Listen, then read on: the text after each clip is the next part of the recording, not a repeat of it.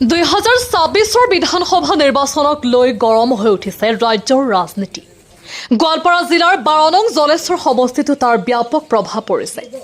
এই প্ৰেক্ষাপটত জলেশ্বৰ সমষ্টিৰ কংগ্ৰেছৰ প্ৰাৰ্থিত্ব প্ৰত্যাশী মৰিয়ম বেগম কাজীয়ে আজি তেওঁৰ গৃহ পঞ্চায়তৰ খলিচাভিটা বজাৰত উপস্থিত হৈ ৰাইজৰ সৈতে মত বিনিময় কৰে।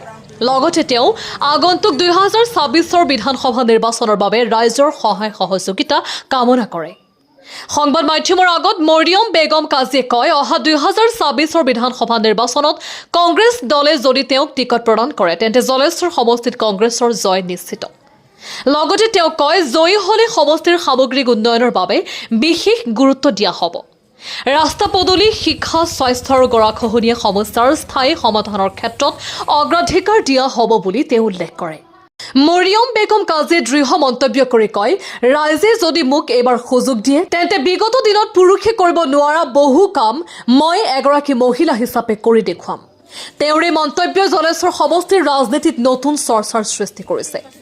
এতিয়া চাবলগীয়া হ'ব আগন্তুক দিনত জলেশ্বৰ সমষ্টিৰ ৰাজনৈতিক সমীকৰণ কোন দিশে আগবাঢ়ে। 12 নং জলেশ্বৰ সমষ্টিৰ সমূহ ৰাইজলৈ মোৰ আন্তৰিক ভোগালী বিহুৰ শুভেচ্ছা জ্ঞাপন কৰিছোঁ। প্ৰথম অৱস্থাত মোৰ নাম মৰিয়ম বেগম কাজী, মই মহিলা কংগ্ৰেছৰ জেনেৰেল ছেক্ৰেটাৰী হওঁ। মই জলেশ্বৰ বিধানসভা আগন্তুক 26 ইলেকশ্যনত জলেশ্বৰ সমষ্টিৰ পৰা কংগ্ৰেছ দলৰ পৰা টিকেটৰ দাবীদাৰ। মই বহুত আশাবাদী, মই ভাবোঁ যে মই টিকেট পাম আৰু ৰাইজৰ পৰা মই বহুত ছাপোৰ্ট পাই আহিছোঁ। ৰাইজে বিচাৰে আৰু ৰাইজৰ মাজৰ পৰা মই এনেকুৱা এটা মেছেজ পাইছোঁ যে আপুনি আহিলে আমি কোনো দল সংগঠনত নাথাকোঁ, আমি সমূহ ৰাইজ আপোনাক ছাপোৰ্ট কৰিম আৰু আপোনাকে টিকেটটো দিব লাগে, আপুনি টিকেটৰ কাৰণে লাগি থাকক, আমি আপোনাৰ পাছত আছোঁ। সমস্যা বহুতকেইটা আছে, মেইনলি মই পাইছোঁ ৰাস্তাত, তাৰপিছত গৰাখহনীয়াও আছে, তো আৰু স্কুল কলেজ এইবিলাকৰো বহুত আছে। হস্পিটেলৰ বিশেষকৈ যদিও হস্পিটেল আছে, ডক্টৰ নাই। মই বিশেষকৈ যিহেতু কমিউনিকেশ্যনটো যোনটো যাতায়াতৰ ব্যৱস্থা সেইটো কাৰণে মানুহ বহুত কষ্ট। এতিয়াতো খৰাং দিনত ঠিকে আছে, কিন্তু বাৰিষা হ'লে মই নিজে খোজকাঢ়ি এইবিলাক ঘূৰিছোঁ, দেখিছোঁ কেনেকুৱা সমস্যা হয়, ল'ৰা ছোৱালীৰ স্কুলত যোৱা কেনেকুৱা সমস্যা হয়।